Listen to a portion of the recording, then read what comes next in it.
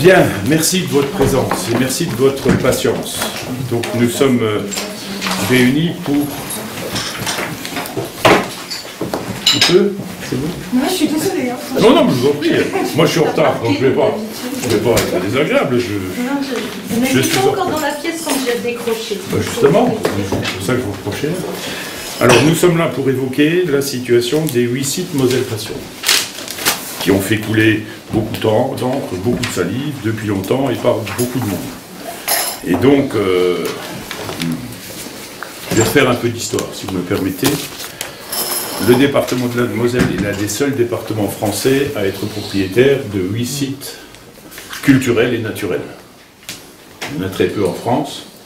Si on prend nos voisins alsaciens, par exemple, le Bas-Rhin est propriétaire d'un site, c'est le Haut-Königsbourg, qui représente entre 400 et 500 000 visiteurs par an. Souvenez-vous de ce chiffre-là, parce que je le rapprocherai de celui que je vais vous présenter. Premier point. Le deuxième, comme tous les départements de France, la Moselle connaît, assume avec difficulté les contraintes budgétaires qui s'imposent à lui, à savoir augmentation des charges de solidarité, je vous la fais à chaque fois, mais vous la connaissez maintenant, c'est un refrain, augmentation des charges de solidarité, diminution des dotations de l'État. Et donc, lorsqu'on est dans ces contraintes budgétaires, on doit inévitablement se poser la question de savoir si toute dépense est justifiée et si toute recette ne mérite pas d'être amplifiée. Et j'ai, depuis plus de 3 ans maintenant, fait l'exercice d'analyse de tous les budgets du département depuis 2011, mais plus fortement depuis 2012-2013, au moment où les contraintes budgétaires ont commencé à être démontrées par les décisions qui ont été prises par l'État. Et ce n'est pas un esprit polémique, c'est un constat que je fais. Et on le fera dans l'exercice budgétaire de la semaine prochaine, et vous verrez. Et sur conseil de la Chambre régionale des comptes, mais qui datait déjà 3-4 ans avant que je n'arrive, j'ai demandé que soit établi un budget annexe de chacun des sites Moselle Passion, pour qu'on sache que représentent les dépenses, qu'on sache que représentent les recettes, et qu'on puisse les comparer d'une année à l'autre. 2013, 2014, 2015, puisqu'on a commencé à mettre en place ces budgets annexes en 2013, ce qui n'est pas facile, parce que ça veut dire que vous regardez tout le budget départemental et vous allez piquer dans le budget les dépenses qui concernent un site, le personnel, le chauffage, les denrées alimentaires, et c'est vrai sur les dépenses, comme c'est vrai sur les recettes. Donc c'est un exercice très compliqué, un exercice comptable très compliqué à faire, avant d'avoir une connaissance très précise des 8 sites. Ça a à peu près mis une année, 2012. 2013, nous étions prêts. Et donc 2013, on a connu précisément quel était le budget de fonctionnement de chacun des sites, et j'ai demandé à ce qu'on fasse une analyse site par site de la fréquentation. Et cela s'est fait mois par mois, pour voir de quelle façon la fréquentation était organisée site par site. Lorsque on est arrivé à l'exercice budgétaire de 2016, lorsqu'on a vu les contraintes budgétaires que cela représentait, j'ai demandé au service de la culture, sous l'autorité du directeur général, dès 2015, dès août 2015, de me faire une analyse précise et de me donner toutes les orientations que peuvent prendre une décision départementale quant au fonctionnement des sites, en ne s'interdisant aucune proposition. C'est le rôle des services. Charge aux élus ensuite de faire les choix. Et puis naturellement, il y a eu les fuites dont vous avez été destinataire, de documents dont vous avez été destinataire, qui ont évoqué là des fermetures de là ou l'autre des sites, qui ont évoqué que la culture était en danger, qui ont évoqué que la culture n'avait pas de prix. Et moi je dis, mais elle a un coût. Et ce coût, il est porté par le contribuable, qui compte sur moi pour que la charge soit la moins importante, puisque vous savez que nos contribuables souhaitent de moins en moins assumer des charges fiscales qui évoluent. Et donc toutes les analyses ont été faites, depuis quelques économies, depuis une augmentation de fréquentation, depuis des recettes supplémentaires, et puis la question de la fermeture de l'un ou de l'autre des sites a été évoquée, et naturellement a créé un émoi qui a traversé tous les territoires de Moselle. Alors qu'aucune décision n'était prise, puisque les décisions maintenant sont prises, et que je peux vous en donner et vous en livrer les informations. Ça a été un long parcours, parce qu'il a fallu analyser les différentes solutions, et faire un état des lieux des sites. Je m'étais engagé à rencontrer chacun des personnels de chacun des sites. Ce que j'ai fait ces 3 dernières semaines, où j'ai réuni les personnels de chacun des sites, en 8 réunions, pour présenter la situation que je vais évoquer avec vous. À l'issue de ces rencontres, il y a eu, avant que j'engage ces consultations, ces informations, un premier comité technique exceptionnel, qu'on appelait les CTP dans le temps, pour présenter la démarche. Et je voulais que les premiers informés soient les personnels. Et à l'issue de ces 8 réunions, j'ai réuni un second comité technique exceptionnel qui a eu lieu vendredi matin.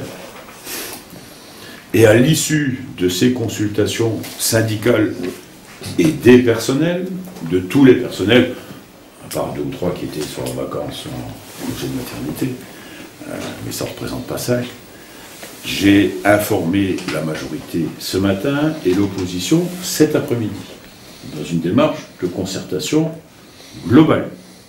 Et je sors de la réunion avec la minorité départementale pour leur présenter ce dont je vais vous parler maintenant, pour que la formation soit complète et qu'on se mette en posture pour préparer l'ouverture des sites le 25 mars prochain. Et c'est donc ce que nous allons faire. Alors lorsqu'on fait l'analyse des 8 sites, parce qu'on part d'abord d'un constat.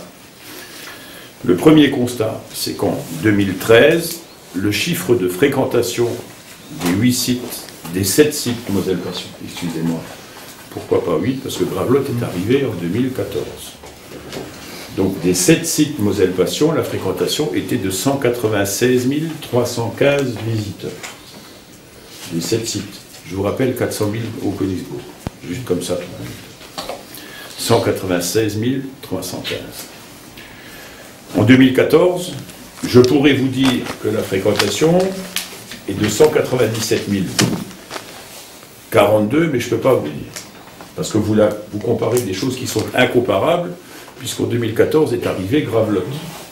Et Gravelotte a fait 29 708 visiteurs. Ce qui veut dire que si vous voulez comparer des choses comparables entre 2013 et 2014, vous enlevez Gravelotte.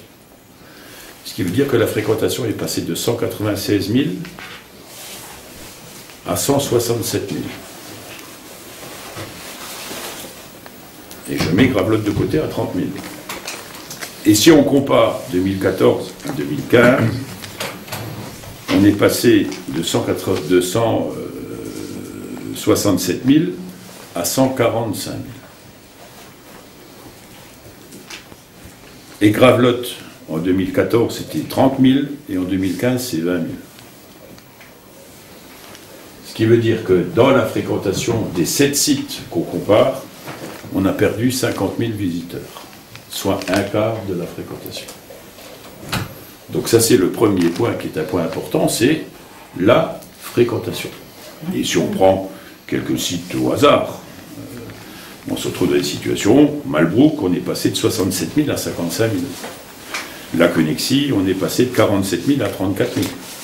Mais je pourrais vous les égrener tous, si vous le souhaitez, ou si vous avez un site particulier. Le musée du sel, on est passé de 14 000 à 8 000. Alors, j'en ai pas vraiment. Les éléments que j'ai, qu'on m'a donné, parce que je me suis inquiété en 2014. En 2014, on perd un peu de clients. On m'a dit oui, mais c'est normal, c'est une année pluvieuse. Il y a beaucoup plu. Et quand j'ai regardé les chiffres de 2015, je me suis dit, oui, mais il a fait trop chaud en 2015. Je plaisante à peine. Ouais. Je plaisante à peine. Sachant qu'il faut qu'on tire les enseignements de cette situation. Parce que on ne peut pas dire, oui, mais il y a eu moins d'animation. Ce qu'on peut par exemple dire sur l'étang du Ladre, c'est qu'on a investi 1 200 000 € dans une nouvelle muséographie. Et que sur l'étang du Ladre, on est passé de 2700 en 2014 à 5100 en 2015. Et donc on a investi. Et cette augmentation est la seule augmentation de tous les sites qui justifie un chiffre supplémentaire, mais un chiffre dégradé entre 2013 et 2014. On peut dire également qu'il y a eu une très belle exposition en 2014 ou 2015 à Georges de la Tour. D'ailleurs, on m'a pris en photo, je ne sais plus où, avec la ministre de la Culture que j'avais accueillie à ce moment-là. Et comme on disait, c'était peut-être la dernière fois que j'accueillais une ministre, je ne sais pas, si la ministre peut se déplacer à ce moment-là. Je peux dire qu'on a fait une belle exposition des samouraïs à Malbrook, par exemple. Je peux dire qu'entre-temps est arrivé le musée de Gravelotte, qui est quand même un musée exceptionnel. Voilà. Donc, la question est posée. Celle que vous posez, elle est posée. Et on va essayer d'en tirer les enseignements et, après avoir pris un certain nombre de décisions, de les faire évoluer. Le deuxième point, c'est celui de la situation budgétaire, qui était celle qui m'intéressait le plus, parce que j'étais incapable de dire si on était à 100 000 visiteurs, ou 150 000, ou 200 000. Je ne sais pas les mesurer, tant qu'on ne me donnait pas les éléments. Et donc, dans la situation budgétaire, on a analysé les dépenses et les recettes, et on est passé, en 2013, à un montant de dépenses de 7 100 000, à un montant de recettes de 1 470 000, ce qui a fait une subvention d'équilibre de 6 millions d'euros. En 2014, on est passé à des dépenses à 7 millions 5, des recettes à 1 590 000 et une subvention à 5 millions 8. Donc ça, c'est les comptes administratifs, c'est le bilan, hein, c'est pas des chiffres comme ça. Et sur 2015, c'est des chiffres estimés pour l'instant, puisque le compte administratif n'est adopté qu'au mois d'avril-mai. Et ce sont des chiffres qui ont été fournis par les sites et par l'administration. On est à des dépenses à 7 100 000 et des recettes à 1 541 000. Ce qui fait un déficit de 5 600 000 que moi j'estime à 6 millions d'euros. Ce qui veut dire que les 8 sites Moselle-Passion produisent 6 millions d'euros de déficit de fonctionnement.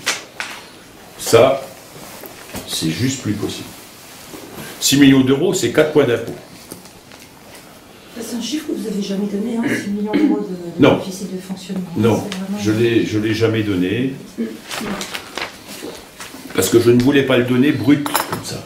Parce que si on était à 9 en 2013, on est à 6 en 2015, on était meilleur, tant mieux. Mais quand on est encore, on a tutoyé le 6 plus en 2013 et on est au 6 moins en 2015, ça va juste plus, avec une diminution de la fréquentation. Ce qu'on peut dire quand même, c'est qu'avec moins de fréquentation, on n'a pas une perte budgétaire aussi importante. C'est-à-dire qu'on a fait les efforts nécessaires pour qu'il y ait de nouvelles recettes. Sachant que la différence entre la recette et la subvention, c'est que la recette est payée par le visiteur. La subvention, elle est payée par le contribuable. C'est juste la différence. Et ça veut dire que quand le visiteur paye 1 euro, le contribuable paye 4. Alors, comme je vous le dis, et je l'ai déjà dit et je le répète, on accepte le principe que la culture ne soit ni bénéficiaire, ni équilibrée, et qu'elle représente une charge pour notre société, c'est légitime et normal. Ça, on est prêt à l'accepter, et c'est légitime, c'est le prix de la culture. La culture pour tous, la culture pédagogique, qui ne répond jamais aux exigences précises du prix, c'est normal. La culture pour le plus grand nombre, quelle que soit la classe sociale. Mais il y a une limite budgétaire au-delà de laquelle on ne peut pas aller quand on a assumé des contraintes budgétaires, comme je vous l'ai dit tout à l'heure. Et là, 6 millions d'euros, c'est plus possible, il faut que ça change. Parce que ça change partout. Pas que sur le site Moselle-Passion. Et donc, il nous faut faire les efforts nécessaires pour augmenter la fréquentation, diminuer la charge budgétaire, augmenter les recettes et donc diminuer la subvention. C'est les objectifs que j'ai fixés. Alors, quelques exemples. Les jardins fruitiers de la Connexie, c'est en déficit de fonctionnement, c'est 1 million d'euros. Comme le parc archéologique de Liesbruck, comme le château de Malbrook. C'est quelques exemples que je vous donne. Non pas pour montrer du doigt ou dire c'est pas bien, mais pour dire qu'il faut que nous réagissions.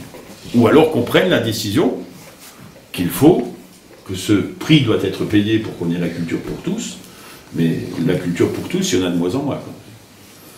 Et donc il faut retrouver un certain nombre de principes et des objectifs qu'on a fixés, qui ont été validés par la majorité et par l'opposition cet après-midi, et donc que je fais mienne maintenant et qu'on va mettre en œuvre le jour de l'ouverture, puisqu'il n'y a pas de décision à prendre, décision départementale, dans ce que je viens d'évoquer. Il n'y aura pas de vote en assemblée. Non, parce qu'on a une évolution et vous verrez, il n'y a pas de décision dégradante ou négative. On garde ouvert les 8 sites Moselle Passion. Ce qui, j'espère, fera taire ceux qui racontent tout et n'importe quoi dans ce département. Parce que jamais je n'ai dit que je fermais un seul site. Vous ne m'avez jamais entendu le dire. Et ça, je le dis, excusez-moi, avec un peu d'agacement et de fermeté, mais ça fait quand même 6 mois que mes oreilles sonnent et qu'on me fait parler. Donc, le premier objectif, on garde les 8 sites Moselle Passion qui ont chacun une particularité.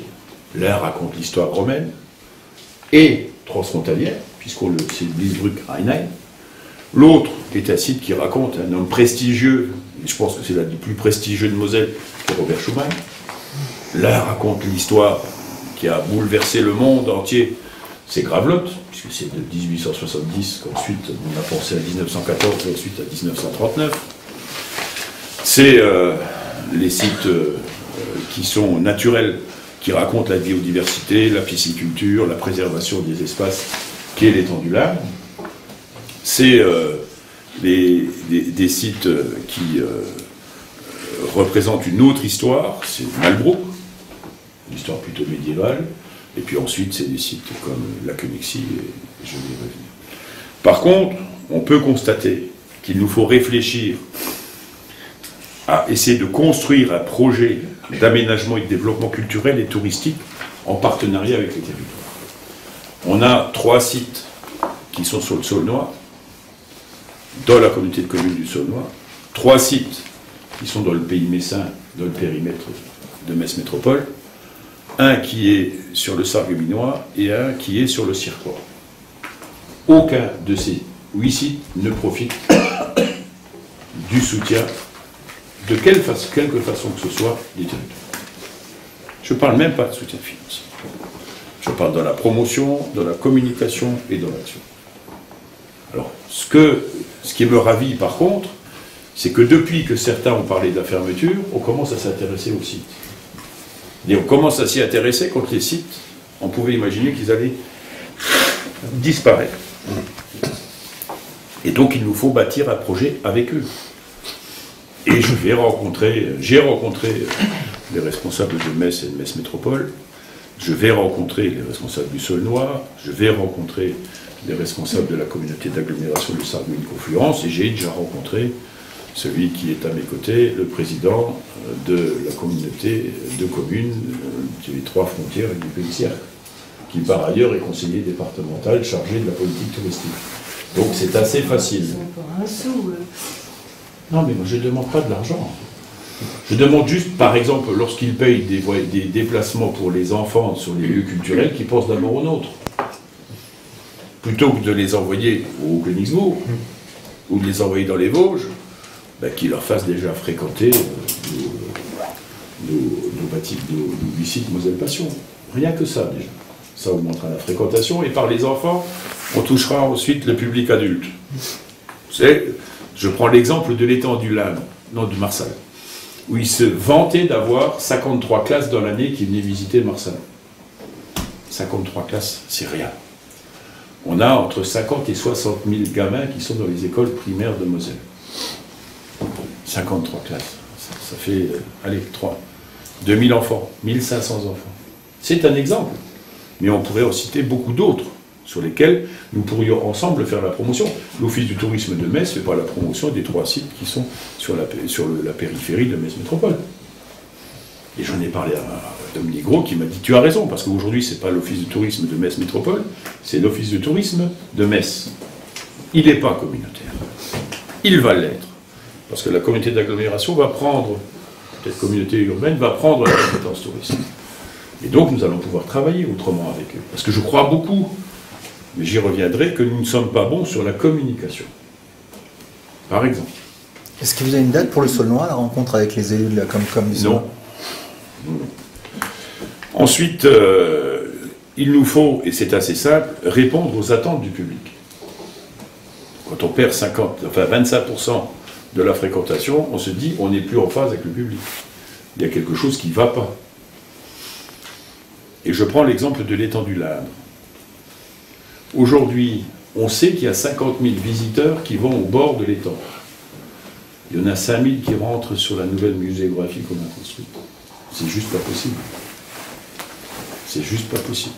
Et donc, c'est des questions fondamentales qu'on va se poser. Ensuite, il faudra organiser les ressources humaines en fonction des orientations.